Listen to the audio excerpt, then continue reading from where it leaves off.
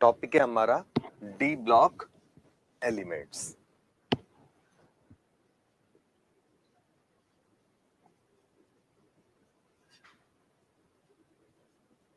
साथ में इसमें एफ ब्लॉक भी है, तो मैं डी एंड एफ लिख देता हूं। D and F block elements. आज के एपिसोड में हम लोग, पिछले एपिसोड्स में हम लोग डी ब्लॉक कंप्लीट कर चुके थे, तो आज के एपिसोड में हम लोग देख रहे हैं एफ ब्लॉक एलिमेंट्स। तो टॉपिक है एफ ब्लॉक एलिमेंट्स। नाम से ही पता चल रहा है, वो एलिमेंट जिनका लास्ट इलेक्ट्रॉन एफ ऑर्बिटल्स में एंटर होता है उन्हें कहते हैं F block elements. Last electron enter into F orbitals, तो एफ ब्लॉक एलिमेंट्स ये होते हैं। क्लियर? ये बात तो हमें पीरियोडिक टेबल में पढ़ी हुई है, तो ऐसा कोई स्पेशल हार्ड एंड फास्ट तो है नहीं। अब कुछ बातें यहां पर देख रहे हैं हम लोग। तो एफ ब्लॉक एलिमेंट्स में जो दो तीन बातें हैं, टू कैटेगरीज हैं। टू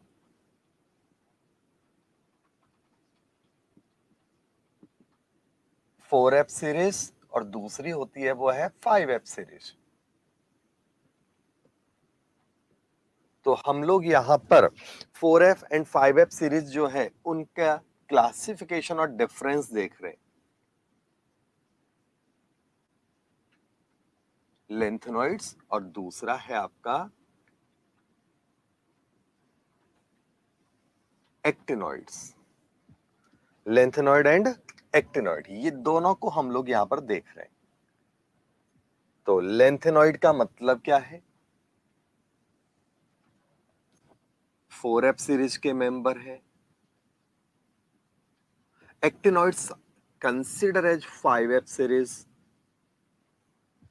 लेंथेनॉइड जो होता है, इनकी पोजीशन की अगर हम बात करें बच्चों, तो पोजीशन कहां है?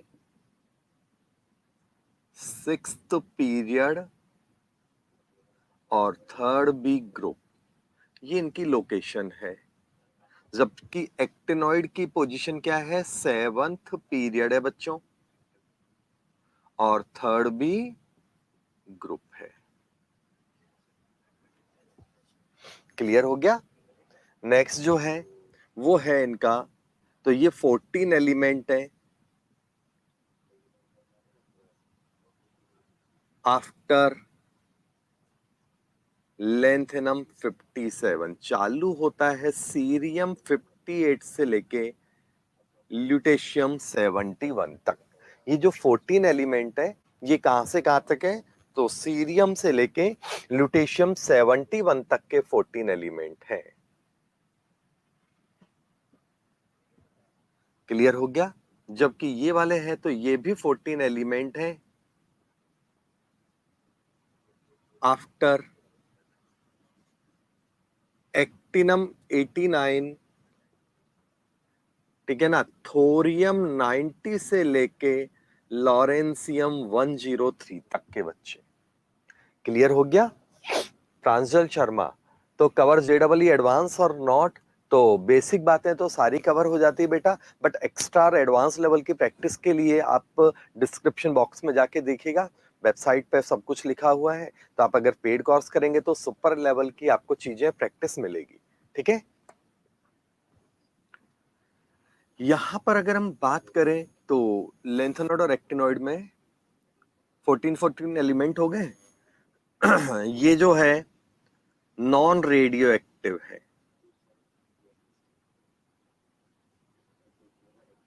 नॉन रेडियो एक्टिव है और ये केवल और केवल एक एलिमेंट है एक्सेप्ट प्रमोथियम, जबकि रेडियो एक्टिव है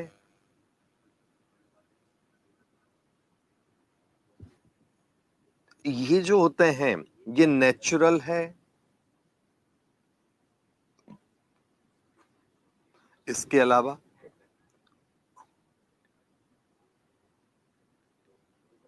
नेचुरल है और ये क्या होता है? मैन मेड है mostly.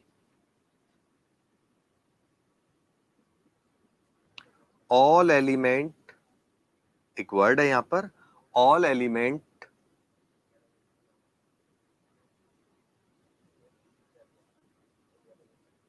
After uranium 92 are man made या सिंथेटिक एलिमेंट, सिंथेटिक एलिमेंट्स। इनका एक और नाम है, वो है ट्रांस यूरेनिक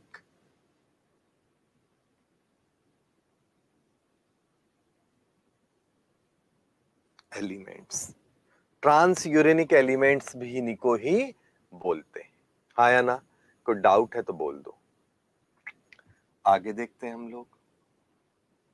तो अगला पॉइंट जो है वो है ऑक्सीडेशन स्टेट। इनमें 2, 3 और 4 होती है। इनमें क्या होता है, 2 से लेके और 7 तक होती है। ये जो होते हैं ये लेस बेसिक होते हैं, ये जो होते हैं मोर बेसिक होते हैं। ठीक है, तो ये कुछ मेजर डिफरेंस मैंने लेंथेनॉइड और एक्टिनॉइड में आपको लिख दिए। कोई दिक्कत है तो बोल दो। नेक्स्ट, अब हम लोग बात करते हैं यहां पर 4F एंड 5F सीरीज में। तो इनका एक और नाम है इनर ट्रांजिशन एलिमेंट्स भी बोलते हैं इनको।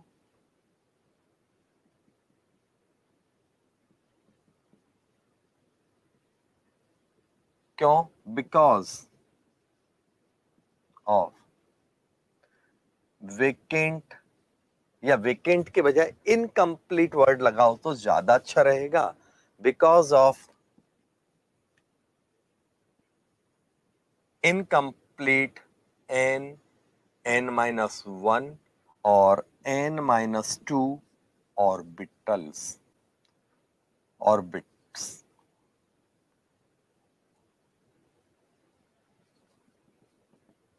क्योंकि इनके ये वाले ऑर्बिट इनकम्प्लीट होते हैं जिनमें वैकेंसी होती है, इसलिए इनका नाम होता है inner transition elements.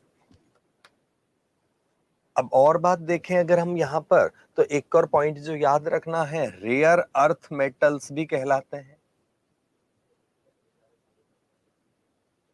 Rare earth metal क्यों कहते हैं? क्योंकि अर्थ में बहुत मुश्किल से मिलते हैं, बहुत रेयरली मिलने के कारण। ठीक है, because rarely found in earth, trace amount में मिलते हैं, इसलिए इनका नाम है रेयर अर्थ मेटल्स।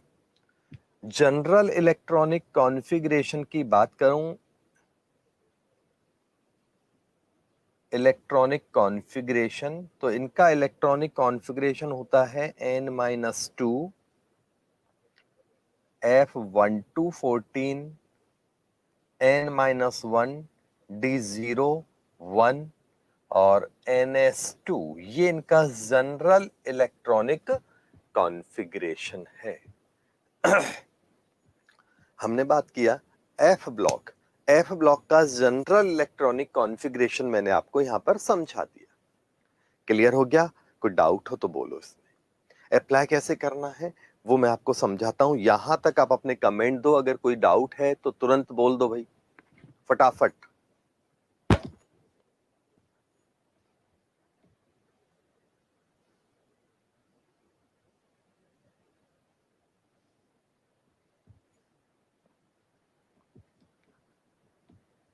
कोई कमेंट? समझ में आया सब? चलिएगा फिर, तो आगे चलते हैं हम लोग। इसके बाद अब हम लोग बात करते हैं लेंथेनॉइड सीरीज की।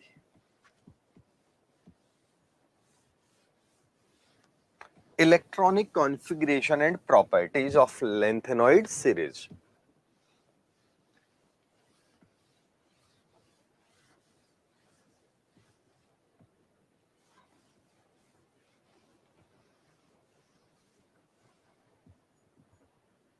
टॉपिक है 4F series, electronic configuration and oxidation state. यही अपना पॉइंट है। क्लियर हो गया बच्चों? देखते हैं, सबसे पहला मेंबर है यहां पर लेंथेनम 57। इसका अगर हम कॉन्फ़िगरेशन देखें, ढंग से देखना, बहुत इजीली लर्न होगा। ज़ीनॉन 54, उसके बाद इलेक्ट्रॉन भरना चाहिए था, अगर हम देखें तो 6s2 में भरता है, भरने का सीरियल बता देता हूं। उसके बाद इलेक्ट्रॉन 4f खाली रह जाता है और एक इलेक्ट्रॉन जंप कर जाता है यहां से यहां ऐसे। तो एरो से ये नहीं कि 6s से जा रहा, कंफ्यूज हो जाओगे। तो यहां एक इलेक्ट्रॉन जंप कर जाता है। आ गया समझ में? कोई प्रॉब्लम? तो ये हमने देखा यहां पर 6s के बाद 4f में भरने की जगह n+l रूल कहता है कि 6s के बाद 4f में भरो, बट 4f में भरने की जगह इलेक्ट्रॉन कहां चला जाता है? 5d में। हाँ या ना? कोई डाउट है तो बोल दो। अब इसके बाद लेंथेनम 57 के बाद सीरियम 58। इट मींस एक चीज क्या प्रूव हुई, एक चीज आपको क्लियर समझ में आ गई होगी कि लेंथेनम में इलेक्ट्रॉन d ऑर्बिटल में भरता है। लेंथेनम का जो इलेक्ट्रॉन है वो d में फिल होता है, because of lanthanum is consider as D block element. Lanthanum इसी के कारण डी ब्लॉक एलिमेंट की तरह काउंट होता है, एफ ब्लॉक का एलिमेंट नहीं है। इसके बाद देखो आप, ज़ीनॉन 54, 6s के बाद इलेक्ट्रॉन अब 4f में आएगा और 5d में आएगा। 5d में तो ऑलरेडी एक है ही 4f में, इसी को हम लोग सीरियल से लिख देते हैं ऐसा, 4f 1 5d 1, एक ही बात है।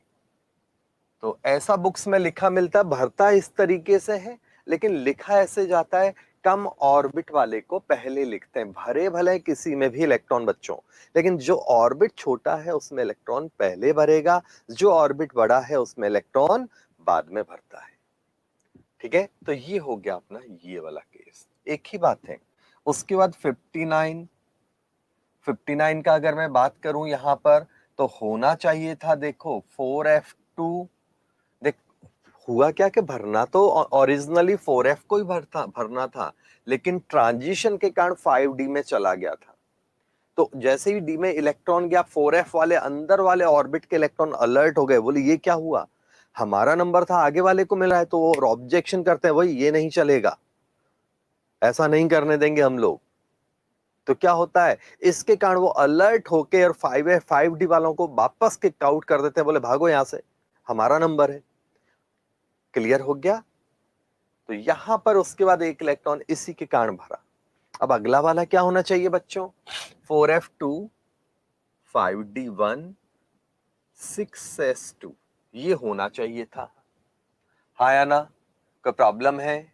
लेकिन ऐसा नहीं होता। होता क्या है उसकी जगह? ज़ीनॉन तक तो वही है।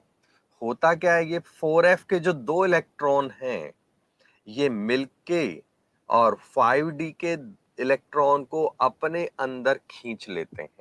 सिंपल वे में बोले, क्योंकि 5d ने चीटिंग किया था, भरना था इलेक्ट्रॉन 4f में, लेकिन यहाँ 5d चीटिंग कर गया था।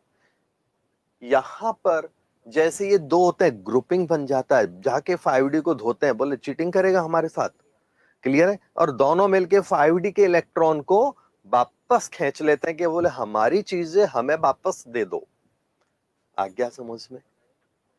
यहां पर क्यों नहीं किया? क्योंकि यहां भी ये अकेला है और ये भी अकेला है, बोले लड़ाई से ज्यादा फायदा नहीं है, मैं दो मारूंगा उसके तो वो भी मेरे को दो मारने वाला है, तो मच करने का फायदा नहीं है, शांति रखते हैं थोड़ा सा।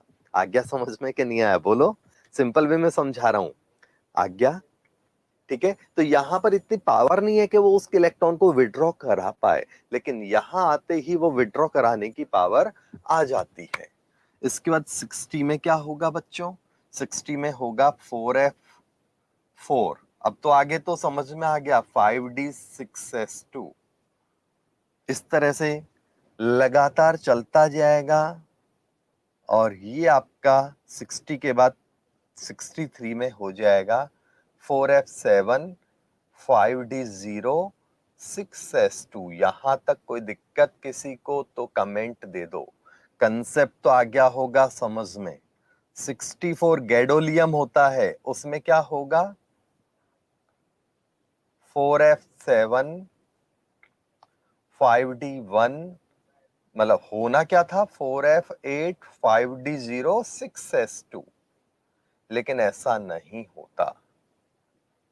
अगर हम देखें तो इंसानियत क्या कहती है कि भैया ऐसे भरो, हाँ या ना, बोलो। लेकिन ऐसा नहीं होता, कारण इसको अब स्टेबिलिटी चाहिए। 4f हाफ फिल्ड है अभी, तो हाफ फिल्ड की स्टेबिलिटी इसको चाहिए होगी, और हाफ फिल्ड ऑर्बिटल की स्टेबिलिटी गेन कराने के लिए ये क्या करता है 4f के 5d से कहता है बोले यार हम लोग पड़ोसी हैं, अच्छा नहीं है पड़ोसियों में झगड़ा रहे, तो बोले कि फ्रेंडशिप कर लेते हैं हम लोग, कोई मतलब नहीं है आपस में झगड़ने का।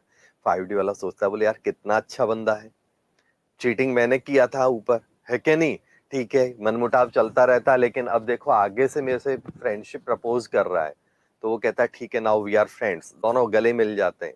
आ गया, कोरोना काल में भी गले मिल गए, ध्यान रखना, ठीक है। तो अब इसके बाद क्या होता है, तो बोले कि एक काम कर यार, तू मेरे को स्टेबिलिटी चाहिए तो मैं तेरे को 1 इलेक्ट्रॉन देता हूं, तो 1 इलेक्ट्रॉन लेके ऐश कर। तो 64 में हो जाता है 4f7 5d1 6s2। होना क्या था क्या नहीं वो आपको बता रहा हूं,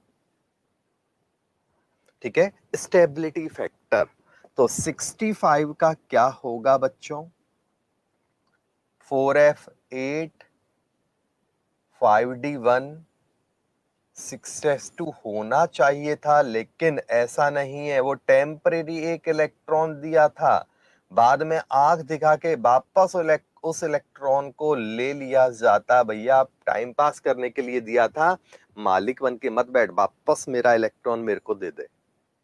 आ गया समझ में? तो ये हो गया। क्या गलत है, क्या गलती कर सकते हो, वो भी मैं आपको समझा रहा हूं, जिससे आपको पता रहे कि ये बेवकूफी नहीं होनी चाहिए। इसलिए जहां गलत क्यों लिख रहा हूं, कि आप बेवकूफी ना करो। एग्जाम में पूछा जाता है कई बार, एग्जाम में कॉन्फ़िगरेशन, कंपटीशन में भी, स्कूल में तो बात ही मत करो आप। वॉइस बहुत स्लो आ रहा है, बफेलो जैसे दिख रहा है, बफेलो जैसा, मैं तो भाई इंसान हूं, देखता हूं मैं क्या प्रॉब्लम है, ठीक है, क्या इशू है चेक कर लेता हूं एक बार।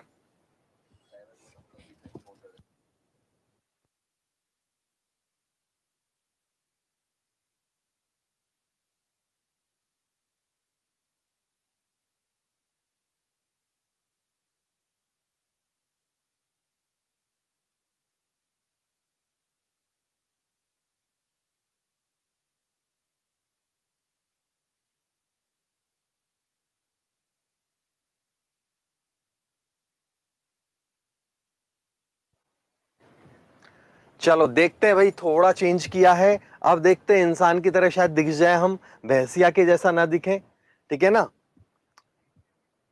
चलो कोई बात नहीं। 65 का कॉन्फ़िगरेशन आया समझ में बच्चों, वो नेटवर्क इश्यू होगा शायद आपका, तो ये कहीं सर्वर का कुछ या नेटवर्क का इश्यू हो सकता है। 65 के बाद आगे चलती रहेगी कहानी, और आगे 4f7 14 तक कोई इश्यू नहीं है, 5d0 6s2, ये ऐसे चलता जाएगा। और ये किसका होगा 71 का,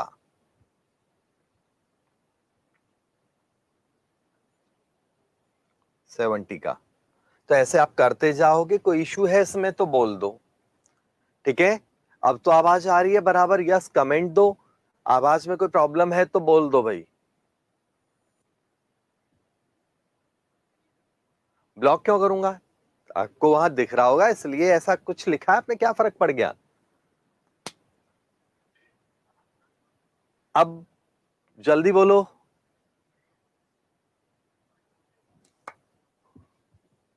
देखो अब हम बात करते हैं यहां पर इनके ऑक्सीडेशन स्टेट की। तो ऑक्सीडेशन स्टेट आपको मैंने लिखवाया था अभी थोड़ी देर पहले, 2 से लेके 4 तक ही ऑक्सीडेशन स्टेट शो करते हैं, ना उससे कम शो करेंगे ना उससे ज्यादा, ठीक है ना। रेंज क्या है मैं यहां लिख देता हूं,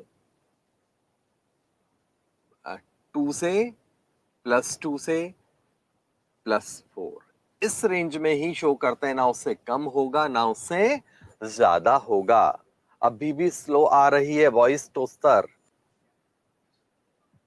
वॉइस अभी भी स्लो है, अभी तो काफी तेज चिंघाड़ रहा हूं मैं यार। ठीक है चलो, आप अपने यहां भी देख लो बाकी सबके वॉइस बच्चों क्या हाल है, बाकी और लोगों के वॉइस का।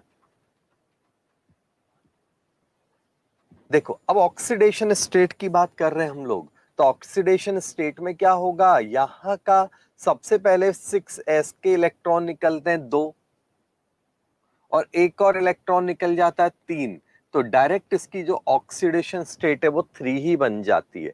2+1, 2+1 ये 3 ऑक्सीडेशन स्टेट हो जाती है। आया कि नहीं आया समझ में, कोई प्रॉब्लम है तो बोल दो। अगला के देखते हैं हम लोग, यहां का ऑक्सीडेशन स्टेट क्या होगा, सबसे पहले 6s के 2 इलेक्ट्रॉन निकलेंगे, 6s के बाद 5d का एक निकलेगा, तो टोटल 3 हो गए, और उसके बाद 4f का निकलेगा, तो +3 तो देखो बनती ही बनती है, 4 भी बनती है यहां पर, तो मैं जो स्टेबल है ना वो भी लिख रहा हूं, है ना। इट मींस एक बात ध्यान रखना, लॉजिक अभी थोड़ी देर में लिखवाऊंगा, +3 ऑक्सीडेशन स्टेट हर कंडीशन में स्टेबल है, +3 ऑक्सीडेशन स्टेट हर कंडीशन में स्टेबल है। 2 या 4 जब स्टेबल होगी लॉजिक के साथ समझाऊंगा और आपको लिख दूंगा। तो देखो 4 क्यों स्टेबल है, क्योंकि सब कुछ निकल जाएगा। 4 स्टेबल होने का रीजन है कि सारे के सारे इलेक्ट्रॉन निकल जाएंगे। अब देखो यहां पर क्या होगा, 2 के बाद 5 तक हो सकती है, अगर हम अपनी अक्ल लगाएं तो 2 के बाद 5 हो सकती है। इट मींस 4 से ज्यादा होती नहीं है, तो केवल स्टेबल वाली ही लिखो, बाकी की ना लिखो, बाकी की ना लिखो। क्लियर हो गया बच्चों, कोई डाउट है तो बोल दो। यहां वाले केस में देखो 2 उसके बाद 6 तक होगा नहीं, इसका मतलब यहां भी 3 ही होगा। इसके बाद यहां वाले केस में आप चेक करो, 2 निकल गए तो उसके बाद ये हाफ फिल्ड हो गया। 2 निकलने का मतलब है कि ये हाफ फिल्ड हो गया, और हाफ फिल्ड में स्टेबल होता है, हाँ या ना। तो 2 निकल गया तो हाफ फिल्ड हो गया, हाफ फिल्ड की स्टेबिलिटी के कारण क्या होगा, ये ऐसा होगा, तो 3 तो बनेगा ही बनेगा, वो टेंशन मत लो। इस वाले केस में 2 और एक 3 निकल जाएगा तो हाफ फिल्ड होगा, इट मींस इसमें केवल और केवल 3 बनेगा। इस वाले केस में चेक करो, 2 के बाद और 2 निकल जाएगा, तो 3 के अलावा और क्या पॉसिबल ऑक्सीडेशन स्टेट है, 4। कोई डाउट किसी को, बोलो बच्चों। यहां वाले केस में तो आपको समझ में आ गया, जैसे 14 वाले केस में 2 बनेगा, और 3 को तो भूलना ही मत आप कभी भी। तो ये इनकी पॉसिबल ऑक्सीडेशन स्टेट है। आया बच्चों समझ में। इसका मतलब एक ही बात ध्यान रखना, लेंथेनॉइड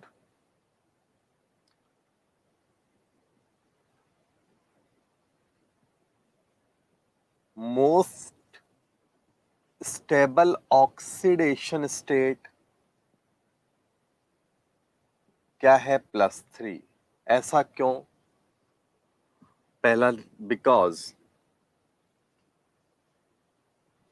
डेल्टा एच हाइड्रेशन इसका बहुत ज्यादा होता है।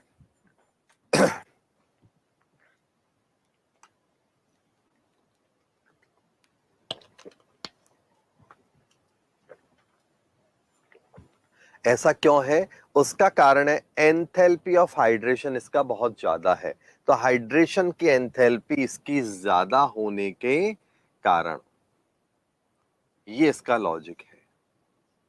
तो +3 ऑक्सीडेशन स्टेट में इसके कंपाउंड पानी के साथ बहुत इजीली डिसॉल्व होके बन जाते हैं, या एक्वस सॉल्यूशन में बहुत इजीली आयन बनाता है। इसके कारण यहां पर इसकी +3 ऑक्सीडेशन स्टेट स्टेबल है। +2 and +4 oxidation state can be also stable। ये ऑक्सीडेशन स्टेट भी स्टेबल हो सकती है, ठीक है ना। कब? As per electronic configuration stability, मतलब ये आप खुद देख लो, अगर कहीं पर इलेक्ट्रॉनिक कॉन्फ़िगरेशन की स्टेबिलिटी आती है बच्चों, जैसे यहां पर मैंने बताया सीरियम +4, ठीक है ना, गैडोलियम +4, ये कुछ स्टेबल है, ईटीसी आर स्टेबल। क्यों? कॉन्फ़िगरेशन देखो, भारत माता की जय करो, खुद आंसर निकालो, कोई इशू है तो बोल दो। तो ये ऑक्सीडेशन स्टेट स्टेबल क्यों है, उसका एक और कारण है कॉन्फ़िगरेशन। तो बच्चों ये हमने स्टेबिलिटी ऑफ ऑक्सीडेशन स्टेट को चेक किया। यहां तक कोई भी कमेंट है तो फटाफट आंसर दो, जल्दी से बोलो।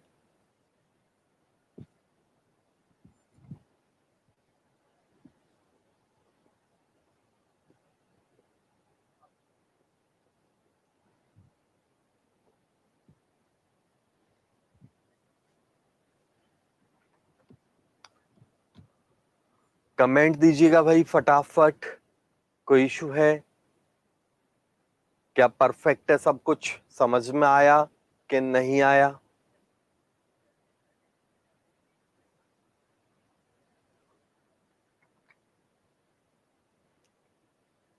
एग्जाम में आपको लेंथेनॉइड सीरीज का कॉन्फ़िगरेशन आपको पता होना चाहिए, क्योंकि यहां से क्वेश्चंस कई बार बनते हैं।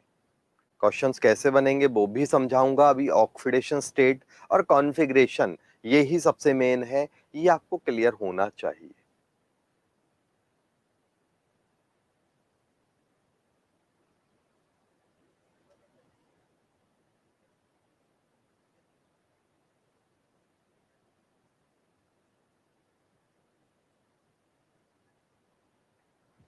नेक्स्ट, अब देखो तो आगे, अब लेंथेनॉइड की तरह ही एक्टिनॉइड है, लेंथेनॉइड की तरह ही एक्टिनॉइड सीरीज है। मैं यहाँ पैरेलल में कर देता हूं आपको समझाने के लिए।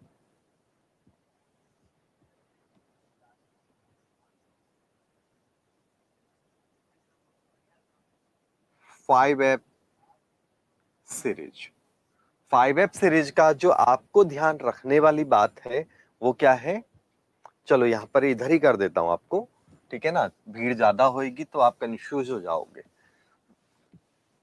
इसके दो दो कॉन्फ़िगरेशन मिल जाते हैं बुक वाइज, ठीक है ना। तो दो दो कॉन्फ़िगरेशन मिल जाते हैं, इसलिए मैं दोनों करवाऊंगा। एनसीईआरटी में केवल एक कॉन्फ़िगरेशन दे रखा है, 5F सीरीज।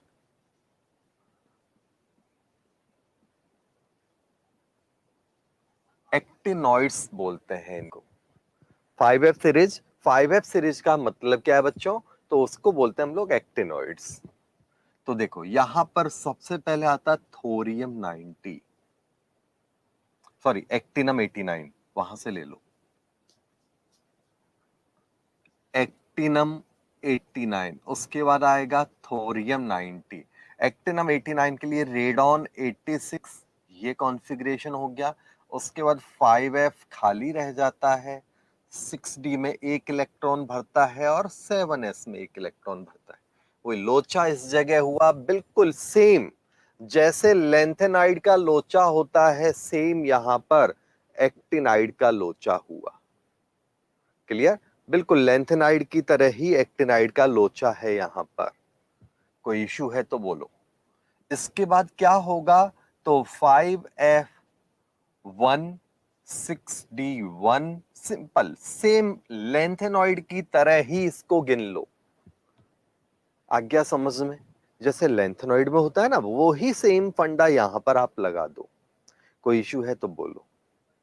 एक और चलता है इसका, 5F0 6D2 7S2। ये भी करेक्ट है और ये भी करेक्ट है, दोनों के दोनों सही है। क्लियर हो गया? कोई डाउट हो तो बोल दो। अगला फिर उसके बाद आता है यहां पर 5F3 6D10 7S2। वो तो समझ में आ गया। एक्चुअली क्या होता है कि थोरियम में, अब आप कहोगे कि थोरियम का एनसीईआरटी में ये कॉन्फ़िगरेशन है, गलत नहीं है। ये सही है क्या? तो ये भी सही है। एक्चुअली क्या होता है कि इतना कम गैप है इन दोनों ऑर्बिटल्स की एनर्जी का कि इलेक्ट्रॉन लगातार ट्रांजिशन स्टेट में बने रहते हैं। इलेक्ट्रॉन लगातार क्या होता है बच्चों? ट्रांजिशन स्टेट में बने रहते हैं, बहुत कम गैप होने के कारण। तो इस चक्कर में क्या होता है कि इलेक्ट्रॉन चला जाता है। तो दोनों के दोनों कॉन्फ़िगरेशन सही है। अगर हम केवल ऊपर वाला मानते हैं तो ये एफ ब्लॉक का है, और अगर हम एनसीईआरटी के हिसाब से केवल नीचे वाला करें तो ये एफ ब्लॉक का एलिमेंट होना ही नहीं चाहिए, डी ब्लॉक एलिमेंट है। लेकिन जब इसका +3 आयन बनता है तो ये डी का एक इलेक्ट्रॉन, दो तो यहां से निकलेंगे, ठीक है ना। +3 आयन बनने पे मैं यहां लिख देता हूं थोरियम +3। इसका जो कॉन्फ़िगरेशन है वो ये है 5F1 6D0 7S0।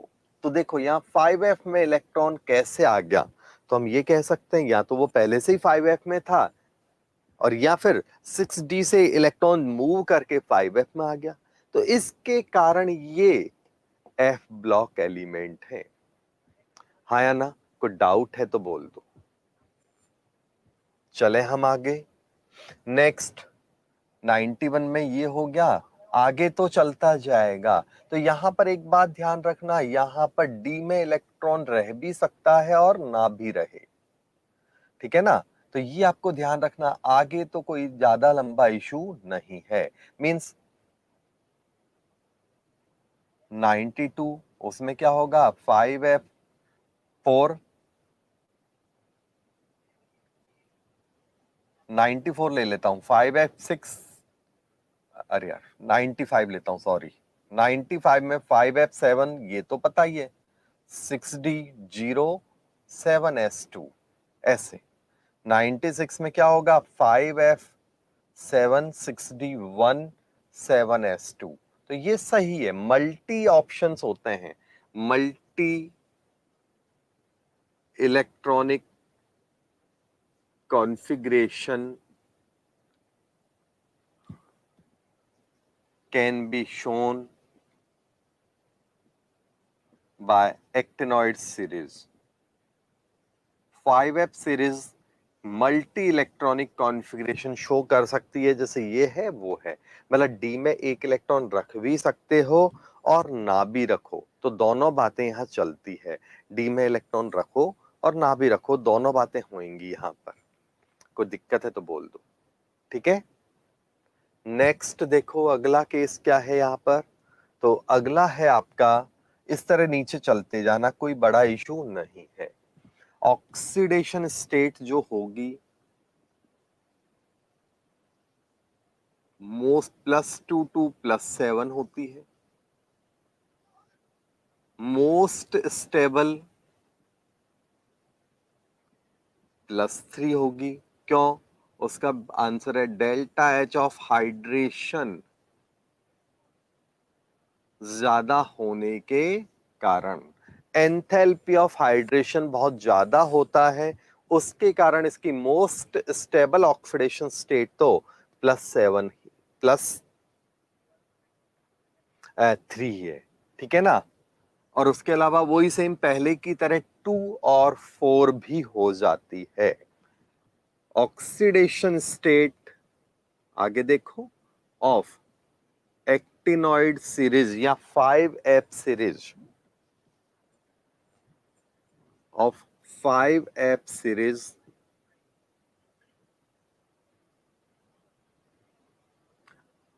Up to +7 while 4f series up to +4। समझ में आया? 4f सीरीज की +4 होती है और 5f सीरीज की +7 तक होती है। तो ऐसा क्यों? तो उसका कारण है बिकॉज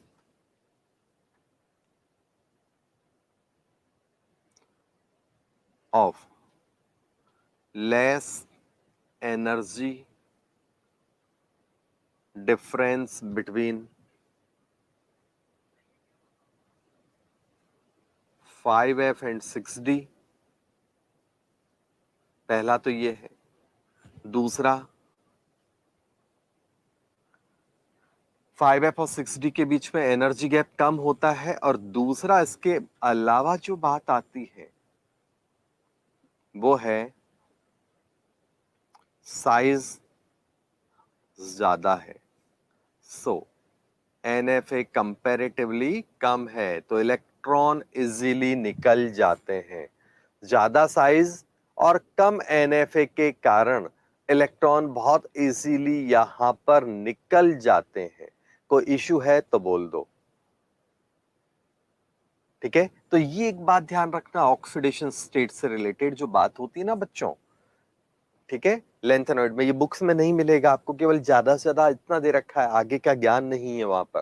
तो ये थोड़ी सी आपको एक्स्ट्रा बात ध्यान रखनी है। तो यहां पर मैंने ऑक्सीडेशन स्टेट, दोबारा एक बार बोल रहा हूं, लेंथेनॉइड का ऑक्सीडेशन स्टेट इंपॉर्टेंट है, कूल है, वो पूरा समझा दिया। एक्टिनॉइड का ऑक्सीडेशन स्टेट आप हर बुक में देखोगे तो शायद थोड़ा वेरिएशन मिलेगा, वैसे तो ज्यादा वैल्यूएबल तो एनसीईआरटी है और एनसीईआरटी के हिसाब से मैंने लिख दिया। आगे जाके डी में एक इलेक्ट्रॉन रह भी सकता है, कभी ना भी रहे। तो एफ और डी का इलेक्ट्रॉन हमेशा ट्रांजिशन स्टेट में रहता है, क्योंकि दोनों के बीच का एनर्जी गैप बहुत कम होता है। दोनों के बीच का एनर्जी गैप कम होने के कारण इलेक्ट्रॉन मूव करता रहता है। चले हम आगे, कोई डाउट हो तो बोल दो। नेक्स्ट अगला केस आता है इसके बाद 5f सीरीज और एक्टिनॉइड सीरीज में। इसमें कोई डाउट है, कमेंट है तो फटाफट दो भाई।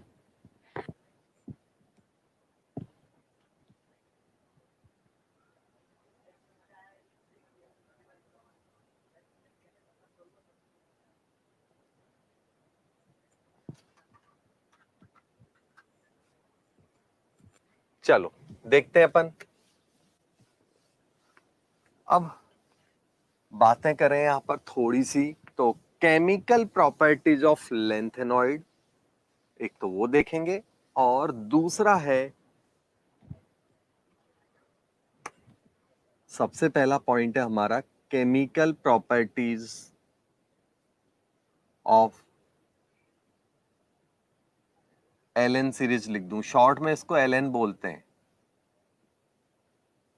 लेंथेनॉइड सीरीज की केमिकल प्रॉपर्टीज की बात करें तो यहां पर क्या होगा? सबसे पहला, लेंथेनम जो होता है वो +3 ऑक्सीडेशन स्टेट शो करता है। तो बिल्कुल आप इसको एलएन को एल्यूमिनियम की तरह मान लो। आप Ln+3 as Al+3 for learning. Learning के लिए आप ऐसा याद करो, क्योंकि एल्यूमिनियम काफी पॉपुलर है, हमने उसकी स्टडीज की हुई होती है। तो जैसे एल्यूमिनियम होता है उसी तरह से लेंथेनम +3 भी होता है। हाँ या ना? कोई डाउट है तो बोल दो। तो Ln+3 है। अगर इसकी मैं रिएक्शन कराऊं हेलोजन से, तो जैसे AlCl3 बनता है, यहां बनेगा LnX3। अगर ऑक्सीजन से कराऊं तो बनेगा Ln2O3। अगर मैं हाइड्रोजन से कराऊं, बिल्कुल आप एल्यूमिनियम की तरह याद करो इसको, बहुत इजीली आपको लर्न होगा। अगर मैं इसमें पानी डाल दूं तो जैसे एल्यूमिनियम हाइड्रोक्साइड बनता है, यहां पर बनेगा LnOH का होल 3। अगर मैं मान लो यहां पर नाइट्रोजन से रिएक्शन कराऊं तो LnN बनेगा लेंथेनम नाइट्राइड। अगर मैं यहां पर HNO3 से रिएक्शन कराऊं तो LnNO3 का होल 3 बनेगा। अगर मैं यहां पर सल्फर या H2S से रिएक्शन कर रहा हूं तो Ln2S3 बनेगा। अगर मैं यहां पर इसकी H2SO4 से रिएक्शन कर रहा हूं तो Ln2SO4 का होल 3 बनेगा। ठीक है, अगर मैं यहां पर H2CO3 से रिएक्शन कर रहा हूं तो Ln2CO3 का होल 2 बनेगा। तो ये ऐसे मैंने आपको कुछ एग्जाम्पल्स आपको समझाए, ठीक है ना। तो इस तरह से कोई भी एग्जाम्पल आप ले सकते हो बच्चों, किसी भी तरह का कोई भी केस आप ले लो, आंसर आराम से निकलेगा बिल्कुल। अगर आपको अननोन लगे कि भाई क्या करूं, तो एल्यूमिनियम के जो कंपाउंड है, एल्यूमिनियम हटाओ, लेंथेनम लगाओ, बस इतना सा ध्यान रख लेना। Clear? Cerium 58 lutetium 71 are called as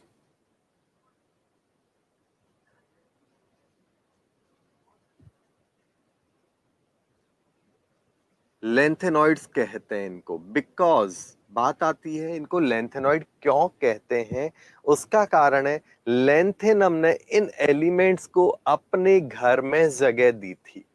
because these 14 elements are placed in lanthanum box. Lanthanum का जो बॉक्स है, लेंथेनम का जो स्पेस है, उसी में इनको भरा हुआ है। तो इसलिए मींस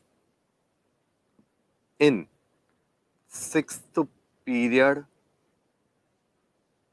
3rd बी ग्रुप, याद रखना टोटल कितने एलिमेंट रखे हुए हैं, 15 elements are placed, 15 elements are placed है वहां पर, ठीक है ना। Lanthanum 57 plus 14 elements of 4F series, तो 15 एलिमेंटर, क्योंकि लेंथेनम ने इनको अपने घर में जगह दी, इसलिए इन 14 एलिमेंट्स का नाम लेंथेनम के नाम पे कुर्बान कर दिया गया और रख दिया गया लेंथेनॉइड्स। लेंथेनॉइड कहने का रीजन समझ में आया आपको, इनको लेंथेनॉइड क्यों कहते हैं? बोलो, कोई प्रॉब्लम है तो बोल दो।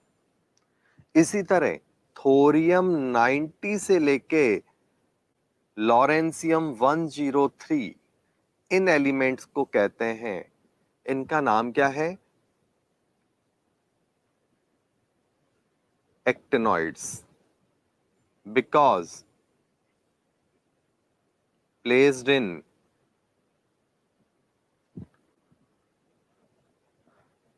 एक्टिनम स्पेस, ठीक है ना, शॉर्ट में लिख दिया, एक्टिनम 89 वाले स्पेस में रखा है इनको, इसलिए इनका नाम हो गया एक्टिनॉइड्स। हाँ या ना? कोई डाउट है तो बोलो। ठीक है ना।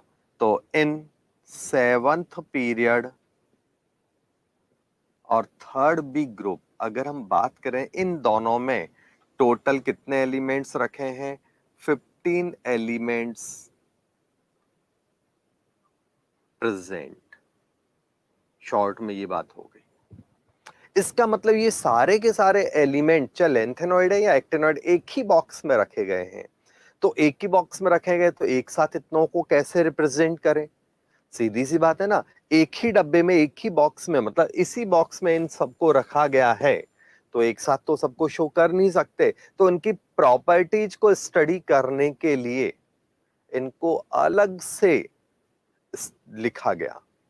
इनकी जो प्रॉपर्टीज है उनको देखने के लिए, एक एक एलिमेंट का सब चीज देखने के लिए उनको नीचे की तरफ रखा गया, ठीक है ना। तो इसलिए इनको बॉटम में रखा गया। So all elements can't represent in a single box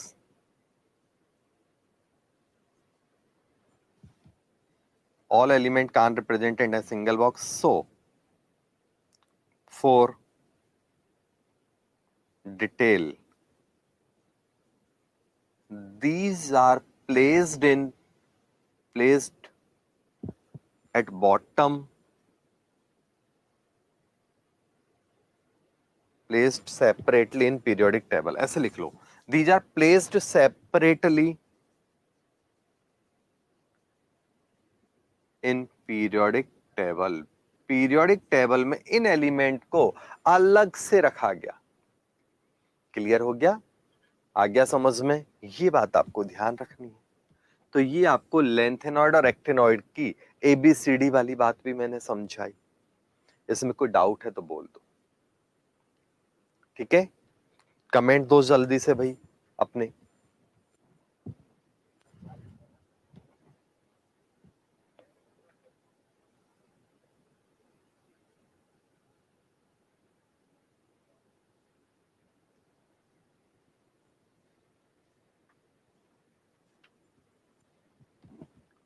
जल्दी से कुछ।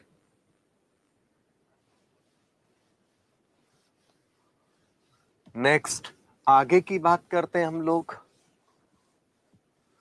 अब हम बात करेंगे यहां पर स्टडी जो है, तो नोट डाल रहा हूं, लेंथेनॉइड हो या एक्टिनॉइड,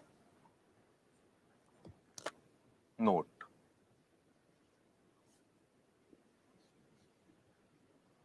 इन 4F as well as 5F series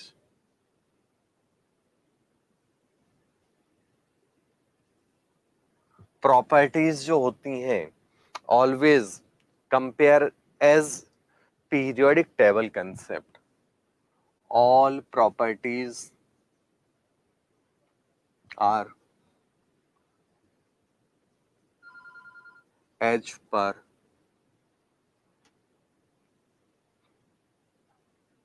periodic table concept. इनकी सारी की सारी प्रॉपर्टीज को पीरियोडिक टेबल कंसेप्ट से ही कंपेयर किया जाता है।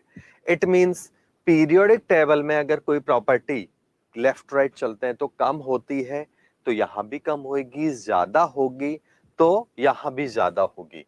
मींस एग्जांपल देखें, इन 4F एंड 5F सीरीज, ठीक है ना, एटॉमिक साइज क्या होगा, डिक्रीजेस। लेफ्ट टू राइट की बात कर रहा हूं बच्चों, किसी भी सीरीज में left right atomic size decrease होगा। IP, EA, EN, nuclear force of attraction, ये इंक्रीज होगा। लेफ्ट राइट चलते हैं तो बेसिक स्ट्रेंथ ऑफ ऑक्साइड वो क्या होगा, ऑक्साइड्स की बेसिक स्ट्रेंथ वो बढ़ेगी, सॉरी घटेगी। लेफ्ट राइट एसिडिक नेचर बढ़ती है तो वो घटेगी। रिएक्टिविटी वो भी लेफ्ट राइट चलने पर कम होती है। ये कुछ जनरल बातें हैं। इट मींस जो आपने पीरियोडिक टेबल में एस ब्लॉक पी ब्लॉक में लेफ्ट राइट का पढ़ा हुआ है कोई भी बात, वही बात यहाँ लगाना। लेफ्ट राइट चलते हैं तो केमिकल रिएक्टिविटी मान लो कम हो रही है तो होएगी, ज्यादा हो रही है कोई केस में तो वो ज्यादा भी होएगी। अगर हम बात करें तो एसिडिक नेचर बेसिक नेचर वो सब बातें लेफ्ट राइट चलने पर कम होएगी, मतलब कम होएगी, ठीक है ना। ऑक्साइड है, साथ में हाइड्रोक्साइड भी ले लो,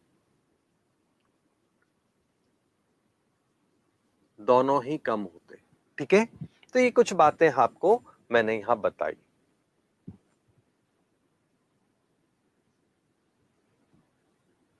नेक्स्ट, अगला जो केस यहां आता है, तो ये 4F और 5F सीरीज की बेसिक बातें। ठीक है, पूछी मतलब जनरल पूछा जाएगा, ऐसा नहीं पूछा जाएगा कि भाई ये बातें बताओ। और अगर कुछ भी पूछ लिया जाए, पीरियोडिक टेबल का जो बेसिक पड़ा हुआ है वो ही यहाँ चिपका देना है और कुछ आपको नहीं करना है।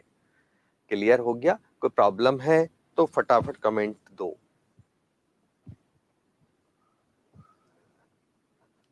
अगर हम बात करें तो क्वेश्चन बनता है basic strength, metallic nature,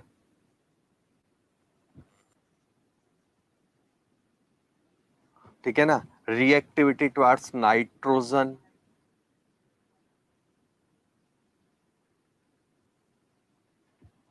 nitrogen है, वाटर है, एयर है, तो कंपेयर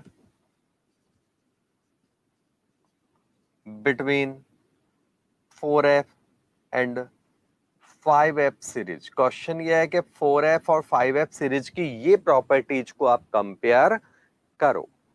तो देखते हैं अपन लोग, तो आंसर क्या है? बेसिक स्ट्रेंथ, हमें पता है बेसिक नेचर मेटल्स में नीचे चलने पर बढ़ती है, तो 4F की कम होगी, 5F की ज्यादा होगी। मेटेलिक स्ट्रेंथ 4F की मेटेलिक नेचर कम होगी, 5F की ज्यादा, क्योंकि down the group periodic table का ही सेम कंसेप्ट चलेगा, तो down the group metallic nature भी बढ़ती है। मेटेलिक नेचर के बाद reactivity for nitrogen, down the group nitrogen के लिए रिएक्टिविटी कम होती है, 4F is more than 5F। Reactivity for others, others का मतलब है ऑक्सीजन है, पानी है, हेलोजन है, हाइड्रोजन है, किसी भी तरह की रिएक्टिविटी है, वो नीचे चलने पर ज्यादा होती है, तो 4F के कंपेयर में 5F की रिएक्टिविटी ज्यादा होगी। ये आपकी बातें हुई। ठीक है, हर एक से मैंने आपको कंपेयर इस तरह से कर दिया। तो ये आपके लेंथेनॉइड और एक्टिनॉइड के कंपैरेटिव स्टडी की भी बात हो गई।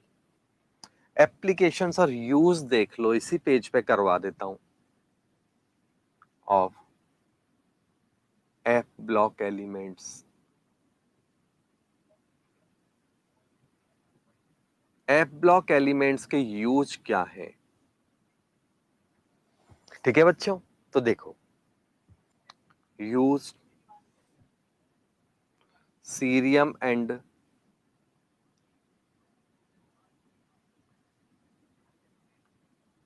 lanthanide used in ceramics for color colors।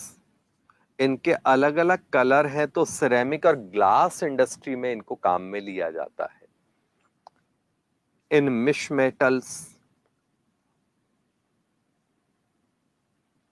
मिश metals किसको बोलते हैं? तो आंसर है लेंथेनॉइड्स को मिश मेटल्स बोलते हैं। लेंथेनॉइड्स को मिश मेटल बोलते हैं। ठीक है ना, सॉरी लेंथेनॉइड को नहीं, सीरियम के जो अलॉय, मेनली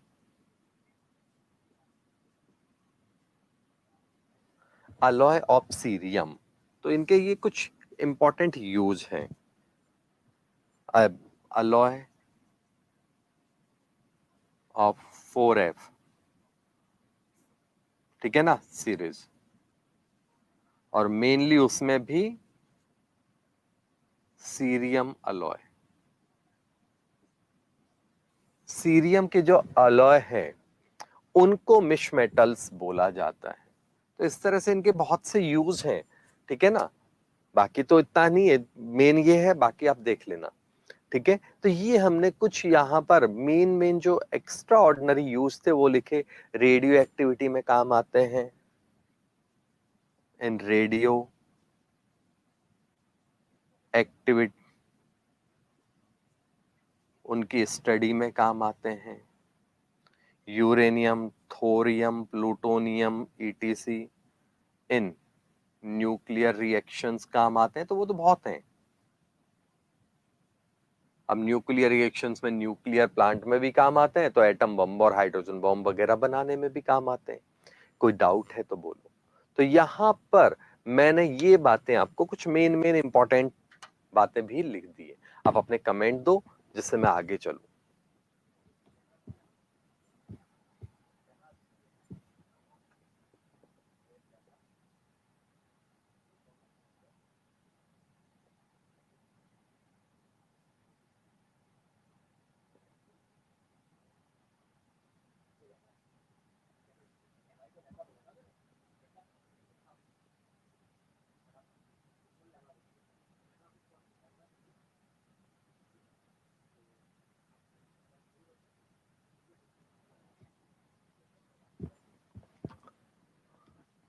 यस, कोई कमेंट समझ में आया बच्चों? हो गया नोट डाउन?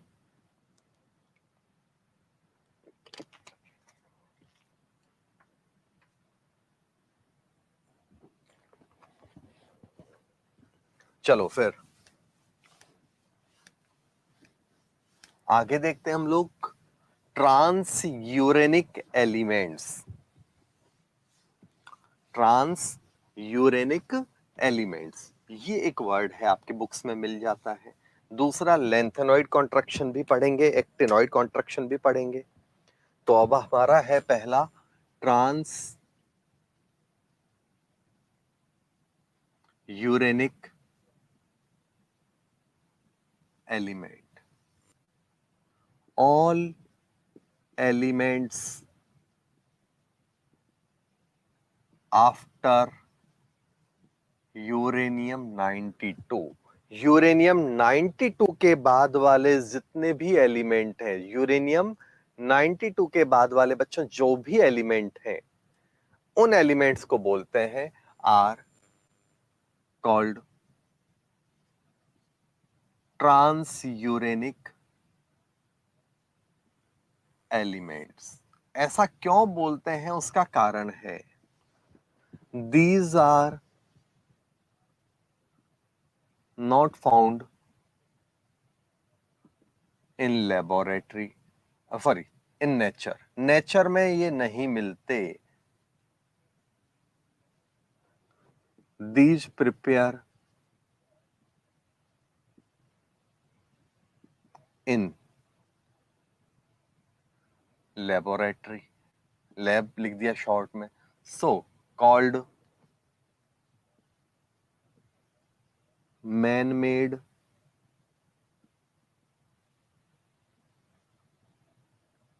एलिमेंट्स। एक और नाम है इनका ही नाम है सिंथेटिक एलिमेंट्स, आर्टिफिशियल एलिमेंट। ये तो कॉमन सेंस है ना, सिंथेटिक और आर्टिफिशियल वर्ड। तो इनका ये नाम भी होता है कि मैन मेड या आर्टिफिशियल एलिमेंट भी इन्हीं को ही बोला जाता है। क्लियर हो गया बच्चों? कोई डाउट है तो फटाफट बोल दो। तो ट्रांस यूरेनिक एलिमेंट कौन है? यूरेनियम 92 के बाद वाले जितने भी एलिमेंट हैं, मींस लास्ट नेचुरल एलिमेंट कौन है? यूरेनियम 92। यूरेनियम 92 लास्ट नेचुरल है। इसके बाद वाला कोई भी एलिमेंट नेचर में नहीं होता। लास्ट स्टेबल एलिमेंट कौन है? ये लैंग्वेज भी देखना, कई बच्चे यहां गड़बड़ कर देते हैं। Lead 82। All elements after lead 82 are radioactive. Language देखो घूम रही है थोड़ी सी, जल्दीबाजी में बेवकूफ मत बनना।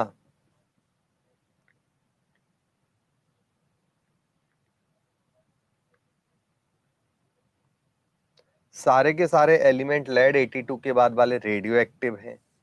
तो रेडियो एक्टिव यूरेनियम नेचर में होता है बट रेडियो एक्टिव है। लेड स्टेबल है, लेड का रेडियो एक्टिविटी नहीं होगा। लेड के बाद बिस्मिथ 83 से बाद के जितने भी एलिमेंट हैं आज 118 तक डिस्कवर हो चुके हैं। डिस्कवर तो 121 हो गए, हम लोग पढ़ते हैं जहां तक की बता रहा हूं मैं। तो बिस्मिथ 83 से लेके ऑनवर्ड के सारे एलिमेंट रेडियो एक्टिव हैं।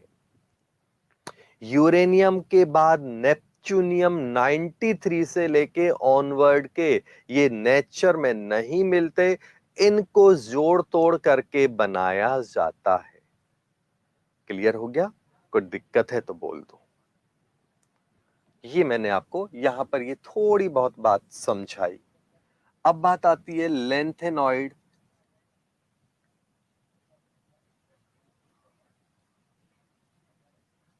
कॉन्ट्रैक्शन। लेंथेनॉइड कॉन्ट्रैक्शन क्या होता है?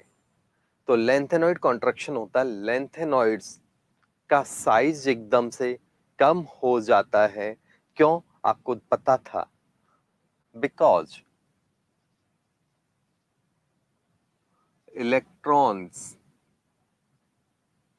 इन 58, या उल्टा लिखो in 58 electron in cerium 58 electron enter into 5d orbital at place of 4f orbital। 4f orbital की जगह इलेक्ट्रॉन 5d में भरता है। क्लियर है कि नहीं? ठीक है ना? So 4f orbital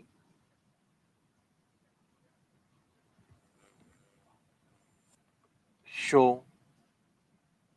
more effective nuclear force of attraction. ठीक है ना? And size of element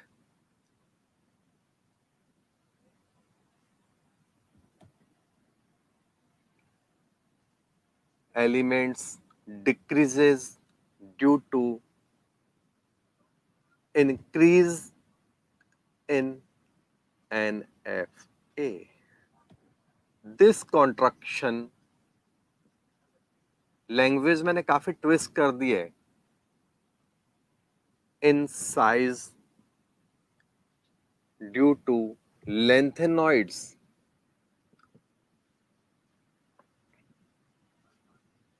so called lanthanoid contraction.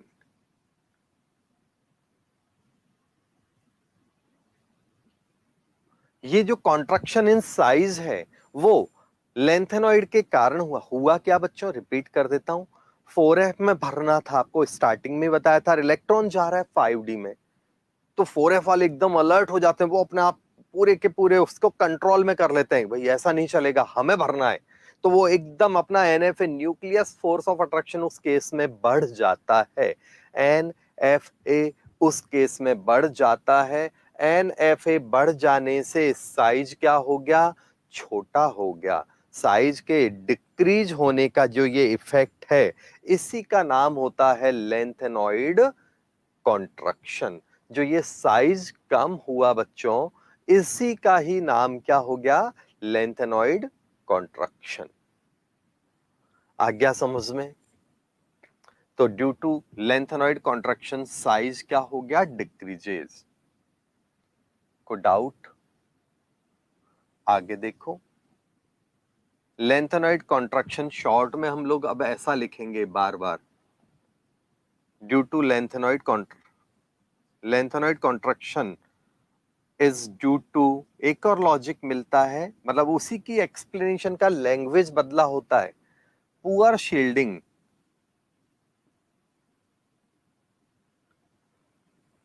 Of 5d electrons 5d orbitals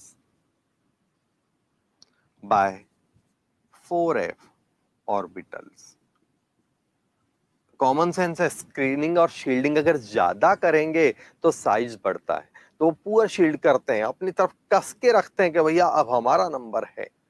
तो ये बात भी ध्यान रखना, बच्चे यहाँ कई बार गड़बड़ करते हैं, ठीक है ना। दूसरा पॉइंट ये हो गया। तो लैंग्वेज का ही सारा गेम होता है, ये वर्ड फिर भी काफी कॉमन मिलेगा। Due to lengthenoid contraction, size, IP, EA, EN and other properties of 4D and 5D series almost similar होती है, ठीक है ना। एग्जाम्पल देखें तो 5th पीरियड से जब हम लोग 6th पीरियड में आते हैं, या 5D से जब हम लोग 4D से जब हम लोग 5D सीरीज में आते हैं, या फिर जर्कोनियम से हैफनियम वाला एग्जाम्पल भी बहुत इंपॉर्टेंट है, या फिर एजी से एयू में आते हैं। ये 4 पैरामीटर्स पे मैंने इस बात को समझाया है बच्चों। तो इन 4 पैरामीटर्स में अगर हम देखें कहीं पर भी किसी भी तरह का कोई लैंग्वेज वाला क्वेश्चन बन रहा है, तो आपका आंसर है साइज, आईपी, ईटीसी सिमिलर होता है ड्यू टू लेंथेनॉइड कॉन्ट्रैक्शन। अब सिमिलर की जगह अगर कोई और कंसेप्ट पे क्वेश्चन बन जाए तो क्या होगा। अगर सिमिलर की जगह क्वेश्चन कहीं किसी और ऐसा बन जाए, अगर मैं कहूं साइज जर्कोनियम या हैफनियम में से किसका बड़ा है, तो आप बिंदास उल्टा कर दो, डाउन द ग्रुप साइज कम होता है। लेकिन लेंथेनॉइड कॉन्ट्रैक्शन के कारण क्या हो गया, साइज सिमिलर ना होके कम ज्यादा किया जाए तो ये होगा। आईपी की बात अगर मैं करूं बच्चों, तो आईपी पे क्या बात आएगी, तो आईपी सिल्वर और गोल्ड में दिया जाए तो नीचे वाले का आईपी नॉर्मल कंसेप्ट में कम होता है, लेकिन यहां उल्टा कर दो तो इसमें आईपी ज्यादा बन जाएगा। क्लियर है कि नहीं, बोलो कोई दिक्कत है तो हाँ या ना। आज्ञा समझ में प्रॉब्लम है तो बोल दो भाई। चले, तो ये आपको लेंथेनॉइड कॉन्ट्रैक्शन को भी नए मस्खे के साथ नया मक्खन लगा के मैंने समझाया। पहले भी समझाया है, वहां से देखो लैंग्वेज मैंने काफी चेंज की है। क्लियर हो गया आपको, कोई प्रॉब्लम है तो बोल दो, फटाफट कमेंट दो, अदरवाइज आगे मैं इसी का लेंथेनॉइड तो हो गया, मैं थोड़ा सा इसमें रेडियो एक्टिविटी को भी पढ़ा देता हूं।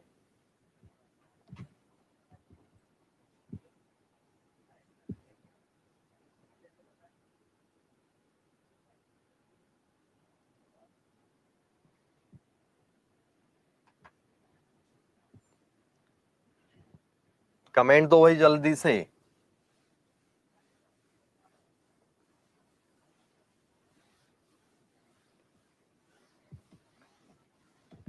क्योंकि यहाँ पर रेडियो एक्टिविटी वाला वर्ड है, तो न्यूक्लियर केमिस्ट्री का थोड़ा सा मैं यहाँ पर मिर्च मसाला आपको दे देता हूँ। बाकी बाद में न्यूक्लियर फिजिक्स और न्यूक्लियर केमिस्ट्री आप पढ़ते हैं मॉडर्न फिजिक्स के नाम से, तो वहां पर इसको डिटेल में आप अपने आप पढ़ भी लेंगे।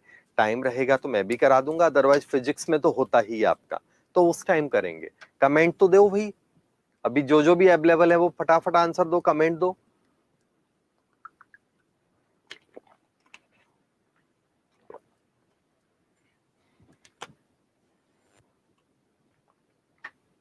बेसिक्स करवा रहा हूं, बेसिक्स ऑफ न्यूक्लियर केमिस्ट्री। तो इसमें पहला पॉइंट है वो है ग्रुप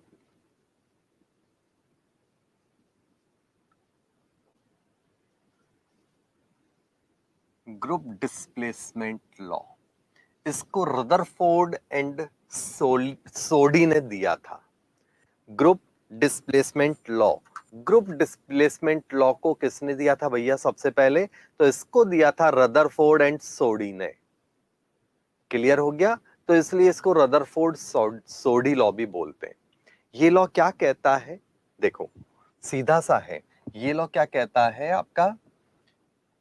पहला part, by loss of one, basics में नहीं करवा रहा हूं, यहाँ काम काम की चीज करा रहा हूं, क्योंकि मेरे को 15-20 मिनट में इससे रिलेटेड जो नॉर्मल क्वेश्चंस होते हैं ना वो बाइंड अप कर देने। डिटेल न्यूक्लियर केमिस्ट्री अलग से पढ़ेंगे, तब मैं आपको कराऊंगा। Clear? By loss of one alpha particle,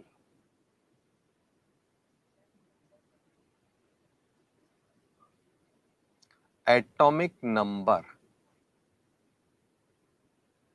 decreases by 2, mass number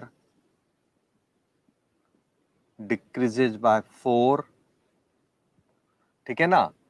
alpha particle का लॉस जब होता है तो ये होता है। दूसरा पॉइंट लिख देता हूं, by loss of one beta particle atomic number increases by 1 while no change in mass number। ठीक है ना? तीसरा, गामा पार्टिकल, गामा रेज होती हैं तो पार्टिकल, यहां इसको ऐसे लिखता हूं, by emission of gamma rays, see bye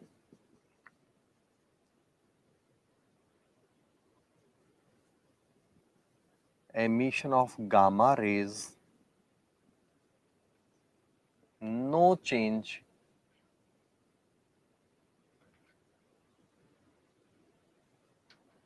in atomic number as well as mass number। ठीक है ना? Only energy of system, system या जो भी मटेरियल है वो एनर्जी उसकी कम हो जाती है। बस ये ध्यान रखना। एल्फा किसको बोलते हैं? तो आपको पता है एल्फा का मतलब है हीलियम 24 का न्यूक्लियस, ये एल्फा होता है। ठीक है ना? बीटा किसको बोलते हैं? तो बीटा इलेक्ट्रॉन को बीटा बोला जाता है। और गामा में एनर्जी का पार्टिकल है तो गामा, ये गामा है। ये अल्फा बीटा गामा के मैंने सिंबल्स लिख दिए। ठीक है? कोई डाउट है तो बोल दो। तो ये मैंने आपको ग्रुप डिस्प्लेसमेंट लॉ समझाया। अब इसको अप्लाई कैसे करना है वो देखो। बहुत से क्वेश्चंस आते हैं, आप प्रीवियस ईयर क्वेश्चंस देखोगे फिजिक्स के, केमिस्ट्री में तो न्यूक्लियर एक्चुअली अभी एडवांस के सिलेबस में जुड़ा है, नए में हो सकता है 2-4 दिन में इसको रखें या हटा दें, पता नहीं, बट फिजिक्स में तो सालों साल से चल रहा है और वहां पक्का यहां से क्वेश्चन आता है, 100% क्वेश्चन आएगा। ठीक है ना? कैसे करना है वो देखो।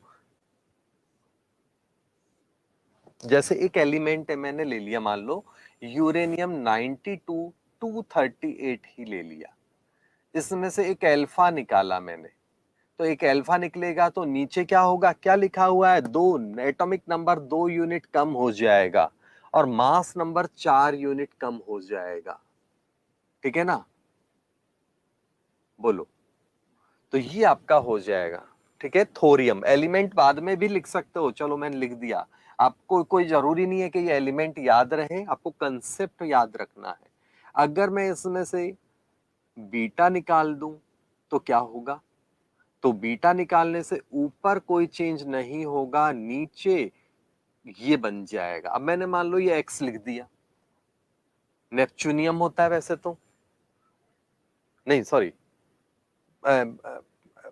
प्लूटोनियम होता है। ठीक है ना? अगर मैं बीटा निकाल दूं यहां से तो क्या होगा?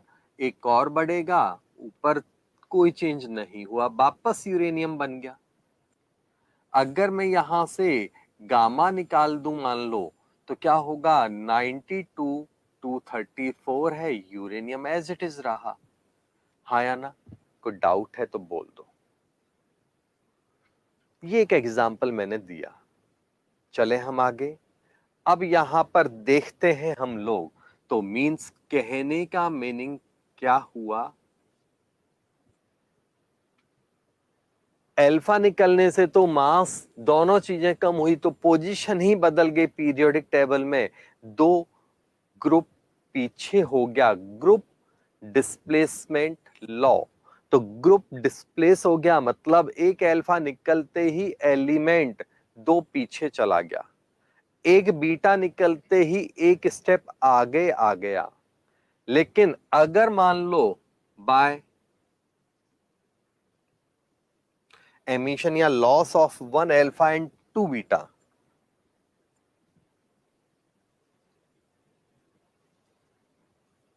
Of one alpha and two beta, क्या होगा, एक अल्फा निकला दो बीटा निकले, तो क्या बन गया, सेम एलिमेंट हो गया, केवल मास चेंज हो गया।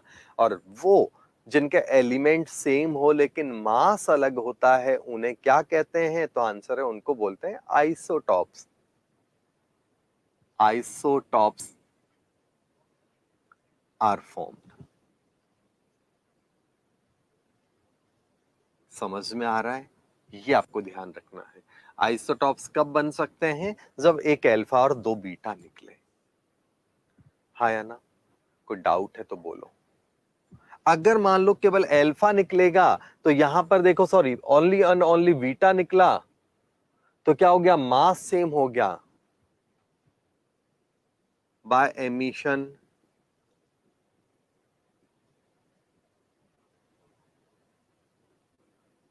बाय एमिशन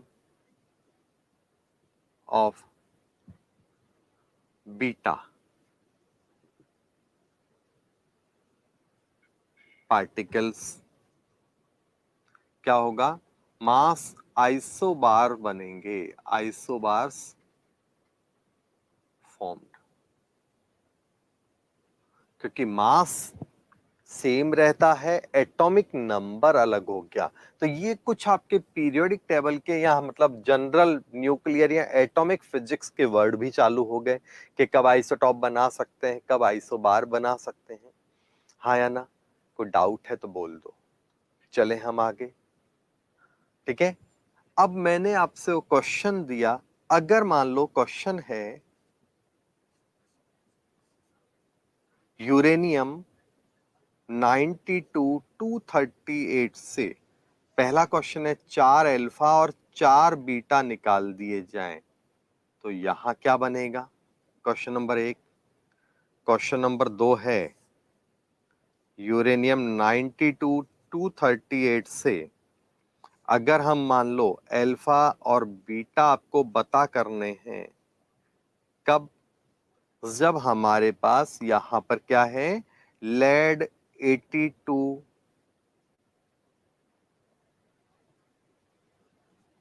206 बनाना है। तो 2-3 मिनट का टाइम दे रहा हूं, फटाफट ये क्वेश्चंस करके दिखाओ, जल्दी से करो।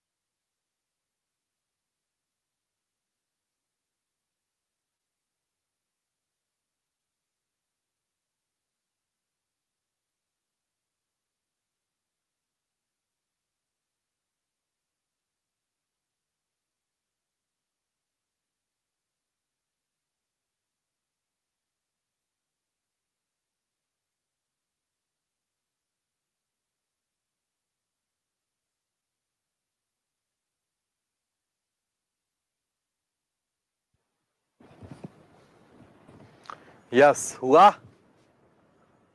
चलो चेक करो आपने कितना किया कितना नहीं किया, सही है गलत है क्वेश्चंस। जनरली ये दो ही वैरायटी के क्वेश्चन आते हैं, एग्जाम्पल भी सेम ही होता है। पहले वाले में क्या करना है आपको, 4 अल्फा और 4 बीटा निकालने, तो कैसे निकालोगे, यूरेनियम 92 238, सबसे पहले अल्फा निकाल दो, है ना। 4 अल्फा निकालेंगे तो ऊपर से कितना कम हो गया, ऊपर का मतलब 4 यूनिट कम होता है, यहां लिखा हुआ है देखो। तो 4 चौक 16, 16 कम हो गए, -4 अल्फा, टाइम पास करने की जरूरत नहीं है, तो ऊपर 16 कम कर दो, 16 कम करोगे तो क्या आएगा 222, और नीचे कितना कम होएगा 8, 8 कम करोगे तो कितना आएगा, तो इसमें 84, ये कोई एक एलिमेंट बन गया एक्स। अब इसमें से 4 बीटा निकाल दो, 4 बीटा निकालते ही ऊपर तो कोई चेंज नहीं होगा, नीचे चेंज हो जाएगा, 4 यूनिट बढ़ जाएगा, तो इसका मतलब ही आपका आंसर हो गया। क्वेश्चन समझ में आया बच्चों। 4 अल्फा और 4 बीटा निकालने से क्या बना, तो वो चीज सबको क्लियर है कि डाउट है अभी भी, जल्दी बोलो। दूसरा क्वेश्चन है यहां से कितने अल्फा और बीटा निकालें, तो इस तरह के क्वेश्चंस को सॉल्व करने के लिए आपको क्या करना है, सबसे पहले ऊपर का बैलेंस करो, ऊपर कितना अंतर है, तो 32 का अंतर है। सबसे पहला हमेशा ध्यान रखना, अगर आपको एलिमेंट वाइज पूछा है तो ऊपर का मतलब मास नंबर को बैलेंस करो। तो मास नंबर बैलेंस करने के लिए आपको क्या करना है, यूरेनियम 92 238, उससे हमें बनाना है 206। अब वो जो भी है, तो ऊपर के लिए 32 का अंतर है, तो 8 अल्फा निकाल दो, तो 8 अल्फा निकलते ये निकल जाएगा, तो नीचे 16 यूनिट कम हो गया, 8 2 जा 16, नीचे क्या हुआ बच्चों 16 यूनिट कम हो गया, इसका मतलब ये हो गया आपका 76। आ गया कि नहीं आया समझ में, बोलो। तो ये जो भी एलिमेंट है मान लो ये x है, अब हमें बनाना है 82, मतलब 6 बढ़ा देना है, तो इसके लिए आपको क्या करना है, 6 बीटा निकाल दो, 206 82 लेड बन जाएगा। तो आंसर क्या हो गया इस क्वेश्चन का, 8 अल्फा 6 बीटा, ही आपका आंसर है, ये आपका आंसर है कि 8 अल्फा और 6 बीटा निकलेंगे। जल्दी से कमेंट दो भाई आपका क्या हाल चाल है। तो ये मैंने आपको ग्रुप डिस्प्लेसमेंट लॉ समझाया, ठीक है, ग्रुप डिस्प्लेसमेंट लॉ आपको समझा दिया मैंने। कोई दिक्कत हो तो बोल दो, फटाफट कमेंट दो, जल्दी स्पीड रखा करो।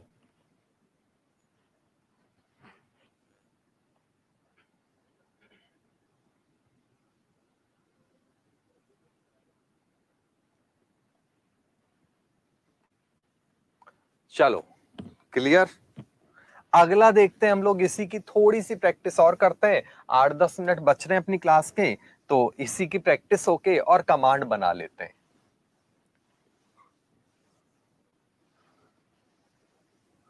चलो देखो एक एलिमेंट है,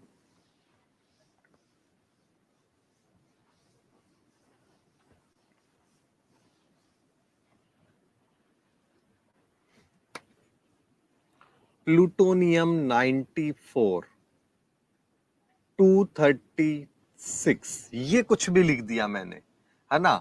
अब इसमें से अगर आपने एक अल्फा निकाला तो क्या बनेगा, एक सीरीज बना रहा हूं, फिर अल्फा निकाला, फिर बीटा निकाला, फिर बीटा निकाला, फिर अल्फा निकाल दिया, उसके बाद फिर बीटा निकाला, और लास्ट में फिर आपने बीटा निकाला, तो ये क्या होगा ये आपको बताना है। ये एक क्वेश्चन हुआ, चालू कर दो। दूसरा question,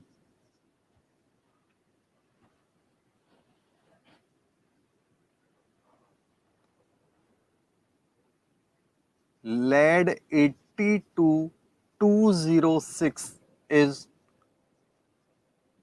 formed by 6 alpha and 6 beta emission, then initial radio active element कौन है बताओ।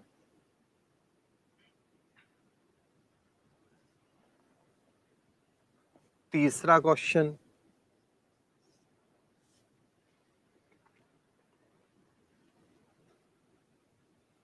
अगला है आपका, सपोज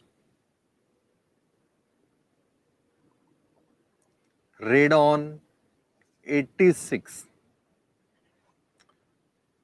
212 is formed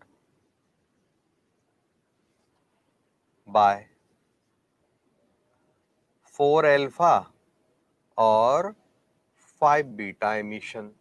तो इनिशियल रेडियो एक्टिव एलिमेंट कौन है उसका पता करो। ठीक है, चौथा है आपका यूरेनियम 92 को 238 है, उसको हमें बदलना है 86 रेडॉन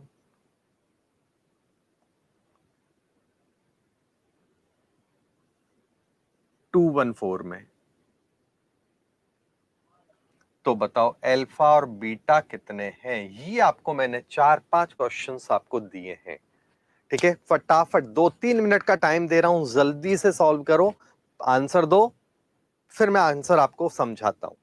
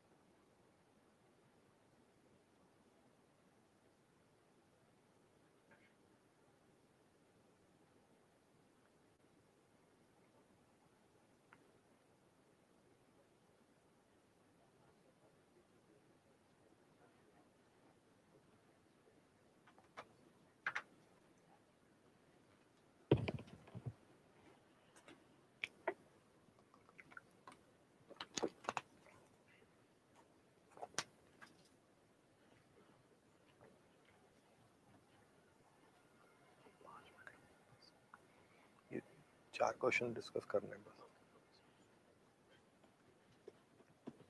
यस, ट्राई हुआ भाई कुछ क्या नहीं। देखते, पहला क्वेश्चन देखते हैं हम लोग। यहां से अल्फा निकलेगा तो नीचे 2 यूनिट कम करो, ऊपर 4 यूनिट कम करो, ये कोई एलिमेंट बन गया। नाम पता है लेकिन हमें अभी उस पर एनर्जी नहीं लगानी। फिर एक अल्फा कम हुआ तो नीचे ये और ऊपर ये कोई एलिमेंट बन गया वाई, है ना। फिर बीटा निकलेगा तो ये है जेड, ऊपर कोई चेंज नहीं होगा। फिर बीटा निकलेगा तो नीचे एक और बढ़ा दो, ऊपर कोई चेंज नहीं, ये ए लिख दिया। फिर अल्फा निकलेगा तो नीचे 2 यूनिट कम कर दो, ऊपर 4 यूनिट कम कर दो। समझ में आ रहा है। कि नहीं आ रहा है? बोलो भाई। फिर बीटा निकला तो नीचे 1 यूनिट कम बढ़ा दो, ऊपर कोई चेंज नहीं होगा। क्लियर हो गया? फिर लास्ट में बीटा निकला तो नीचे 92, ऊपर 224, ये बन गया आपका यूरेनियम। तो ये आपका आंसर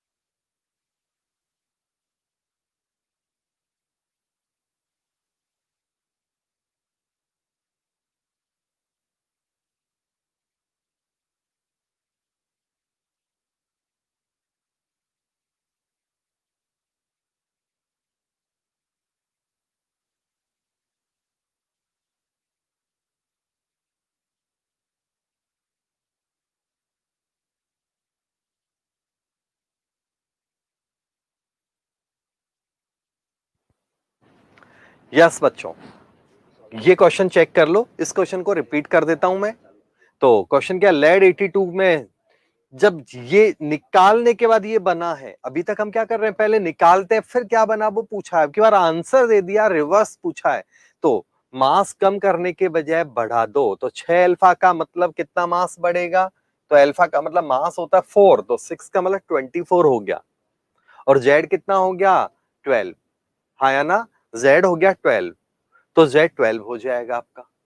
आ गया समझ में, कोई इशू है तो बोल दो। बीटा, बीटा पार्टिकल जो है आपका निकलेगा तो मास क्या हो जाता है, कम, जब जो बढ़ता है, सॉरी, जब जोड़ेंगे तो मास उल्टा सोचो, कम कर दो, तो it means mass finally 24 change हुआ, बढ़ाना पड़ेगा क्योंकि यहां पर ऐड कर रहे हैं चीज हम, और जेड क्या हुआ फाइनली, इन दोनों का रिजल्ट देखें तो जेड 6 यूनिट बढ़ा। कोई इशू है तो बोल दो। तो आंसर यहां प्लस माइनस करोगे तो आपका आंसर फाइनली आएगा। कोई इशू है? अगला क्वेश्चन भी देखो एक बार। रेडॉन कब बन रहा है, जब 4 अल्फा एंड 5 बीटा का एडिशन निकलने के बाद रेडॉन बड़ा है। तो इनिशियल एलिमेंट क्या है, तो 4 अल्फा का मतलब ऊपर 16 और नीचे 8 प्लस करना, और 5 बीटा को जब ऐड करेंगे तो बीटा से आंसर माइनस आएगा, तो जेड 5 यूनिट कम होगा। फाइनली मास जो ऊपर वाला डेटा वो 16 यूनिट इंक्रीज होगा, जेड 3 यूनिट इंक्रीज होगा, हाँ या ना, कोई डाउट है तो बोल दो। तो इसमें 16 और 3 ऐड कर दो तो फाइनल आंसर आपका ये एक्टिनॉइड वाला एक्टिनम आएगा। कोई दिक्कत है तो बोल दो। नेक्स्ट, यूरेनियम से ये बनाना है, तो जब भी ऐसा कोई हो तो सबसे पहले ऊपर का चेंज देखा करो। ऊपर का चेंज क्या है आपका, तो ऊपर 24 का चेंज हुआ, इसका मतलब 6 अल्फा आपका चेंज हुआ, हाँ या ना, कोई डाउट है? और नीचे क्या होगा आपका, तो नीचे 6 अल्फा का मतलब क्या हुआ कि यूपर 24 चेंज हो गया, नीचे 12 चेंज हुआ, उसके बाद फिर 6, क्योंकि 12 चेंज होता है ये 80 हो गया, तो इसके बाद 6 यूनिट बढ़ा दो, 6 यूनिट बढ़ाते ही क्या होगा, ये 86 हो जाएगा। कोई इशू? तो आपका ये आंसर लाने के लिए आपको 6 अल्फा और 6 बीटा का एमिशन करना पड़ेगा। कोई प्रॉब्लम है तो बोल दो, जल्दी कमेंट दो। आज का एपिसोड आपको अच्छा लगा हो तो लाइक करो, सब्सक्राइब करो, शेयर करो, ठीक है, और कमेंट्स भी अच्छे से लिखा करो। मिलते हैं अगले एपिसोड में जल्दी ही डी एंड एफ ब्लॉक के कंपाउंड्स के साथ। धन्यवाद।